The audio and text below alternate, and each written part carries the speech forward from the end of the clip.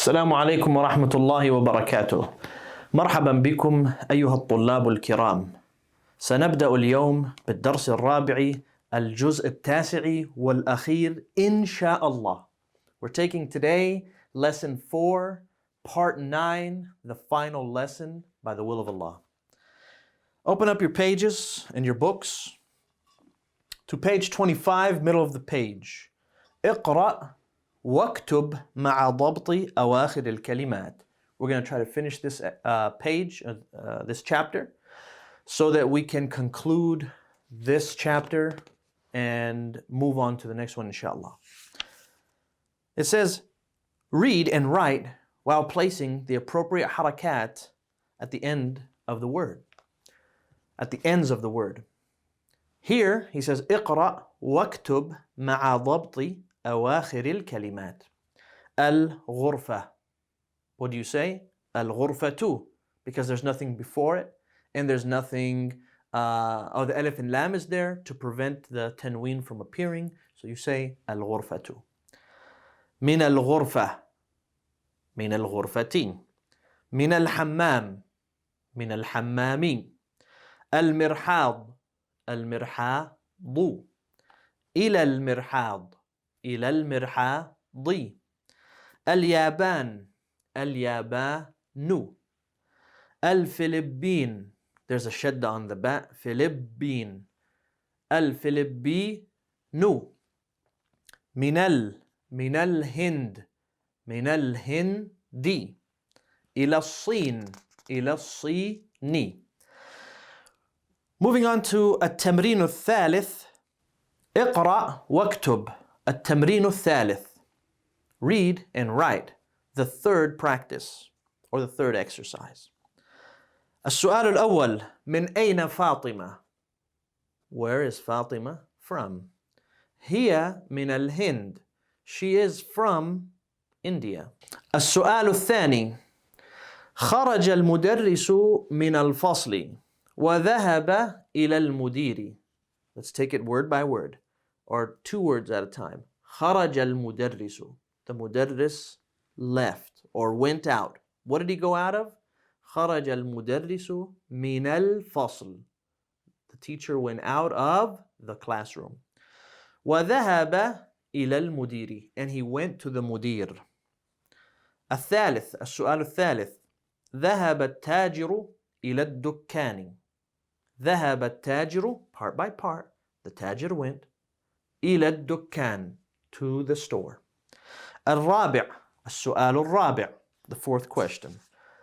خرج حامد من الغرفة. Two words at a time. خرج حامد. Hamid went out of, or went out from, because min. خرج حامد من الغرفة. Hamid went out of the room. وذهب إلى الحمام. And he went to the bathroom. Page 26. السؤال الخامس. من خرج من الفصل? Who exited from the classroom? Who went out of the classroom? Let's take it two words at a time. من خرج. Men. What's the meaning of men? Who? خرج. Who went out? من الفصل. Who went out of the classroom. السؤال السادس. خرج الطالب من المدرسة. خرج الطالب. The student went out. من المدرسة. From the school. وذهب إلى السوق. وذهب إلى السوق. And he went to the souk, which is the marketplace. When you say souk, it's like a plaza. It's a number of shops, like a bazaar. It's supposed to be like a mall, but now they use the word mall. It's not really mall. But souk just means like a place where there's a lot of markets, like a bazaar. السؤال السابع. The seventh question. خديجة من الصين. خديجة من الصين. Khadija is from China. وخالد من اليابان. وخالد من اليابان. And Khalid is from Japan. التمرين الرابع. The fourth practice. ضع في الفراغ فيما يلي حرف جر مناسب. Oh, I'm sorry, حرف جر مناسبا. He says here, ضع في الفراغ. Place in the space. ضع means place. في الفراغ, فراغ means space. فيما يلي, in that which follows, حرف جر, a preposition, مناسبا, an appropriate حرف جر. And I want you guys to memorize them in this way. This is how I memorized them in school, and this is how I would like for you to memorize them. The ones that we've taken so far are min. Actually, the ones that you guys have taken here are min ila, fi, and what do they have left? Ala. That's what you guys have taken so far. The way we memorized them, it's kind of similar. It was min ila an ala fi rubba al ba al kaf al lam. Those are all the huruf al jar. So the way we memorized them was that way. Min ila an ala fi. These are the ones that are most common, when they come separately. Actually, they're pretty common. Min ila an ala fi rubba al ba, the letter ba.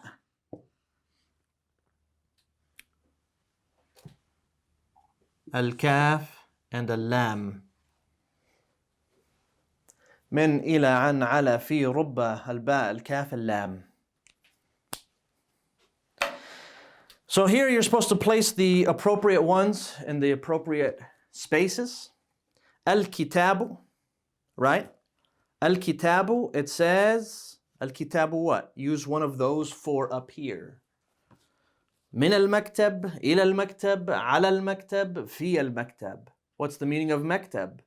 Maktab means desk, and it can also mean office. So, fi, if you're referring to the office, al-kitabu fil maktab. The book is in the office, and it also means desk.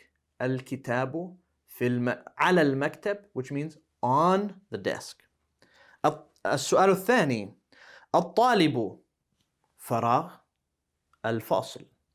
So you say الطالب من الفصل إلى الفصل على الفصل or في الفصل. في is the appropriate word. الطالب في الفصل. The student is in the classroom. ذهب حامد. السؤال الثالث ذهب حامد فراغ space or blank الجامعة. ذهب حامد من الجامعة إلى الجامعة في الجامعة على الجامعة. So is it going to be min from إلى to, fi in, or ala on? Here you might have multiple ones working for you if there's like a speech that was before. So for example, if I say ذهب حامد من الجامعة, so if I was to ask you, where did Hamid leave from? You might answer, Hamid went from the university. But if you're just telling somebody where Hamid is, you would just say Hamidun or ذهب حامد إلى الجامعة. Where did Hamid go? Say, oh, he went to the university. So depending on what the context is or might be, there's multiple ones that are correct here. السؤال الرابع خرج المدير فراغ المدرسة. What word is appropriate here? ما هو الحرف الجر المناسب? What is the appropriate preposition? خرج المدير من المدرسة إلى في على. Min seems to work here. He left from the school. السؤال الخامس ذهب محمد فراغ الصين فراغ اليابان. What can we say? We have the word Muhammad, the word Sin, and the word Japan. You want to say Muhammad went from Sin, from China to Japan, how would you say it? You say ذهب محمد من الصين, from China, إلى اليابان, to Japan. Or you can switch them. Muhammad went إلى الصين من اليابان. Both work. الكلمات الجديدة. We've taken all of these words and there's no real need for us to go over them besides for getting proper pronunciation. You should know what they all mean by now, so I'm going to go ahead and read them. It says الكلمات الجديدة, new words. المدرسة. And we're going to go across. الفصل, الحمام, المرحاض, المطبخ, الغرفة, الجامعة, السوق, اليابان, الصين, الهند, الفلبين, المدير, ذهب, خرج. So at the bottom it says في, على, من, إلى, من حروف الجر. These are the حروف الجر that you guys have taken. There are some more here as you've noticed. رب is one, adding ba to a word, adding kaf, adding lam. And these are very, very common, especially these two. Actually, these last three are very common. We'll take them out another time. Make sure you study because this is the end of chapter 5 or the end of chapter 4. And we have, I want to say, taken, how many lessons have we taken so far? About 30 lessons? No? 20 lessons? Okay. I think, no, we can't have 15 because this alone is 9, chapter 4. And I know we did one that was 6. So I want to say we have about 20 lessons uploaded so far. 20 lessons with no review, you can forget about progression. You're not going to progress. I'll just save you the trouble right now. Don't study anymore. Just stop. Harsh. Sometimes you need to hear that you need to get yourself motivated and charged, and you have to make sure that you're reviewing all the time. Look at these lessons, going over them. I don't know why there's a dot there. There shouldn't be one. Arabic language is very possible to grasp. Okay? It's the reason why it seems hard is because it's so large. The reason why it seems difficult is because it's hard to find people to practice with. And it's hard to find people to go over the classical Arabic. It's hard when you work full time and you have children. But if you do, and this was the point of our lessons, if you do a little bit at a time, you should have 15 minutes in your day. And we're only producing 2 lessons per week. You know, we got busy at one point where we couldn't produce more than 1 per week. So if you do that 15 minutes that week, and somewhere else you do another 15 minutes to review that lesson, alhamdulillah, even if you just rewatched it. That's how you have to learn. But don't go any farther ahead unless you review these 20 or so lessons, so that way, perhaps, inshallah ta'ala, is not a guarantee, but perhaps we'll do a test on screen for one of the lessons. Maybe before we start 5, maybe after 5. I'm not sure, I haven't decided yet. But we'll probably do it on screen here, and that way you guys can take it, engage yourself, and kind of see where you are as far as comprehension, and grade yourself. Okay? You know, when we first did it the last time, we had so many people sending in tests. There was absolutely no way I was able to keep up at all, and many of you went without me being able to respond to you or being able to grade your test.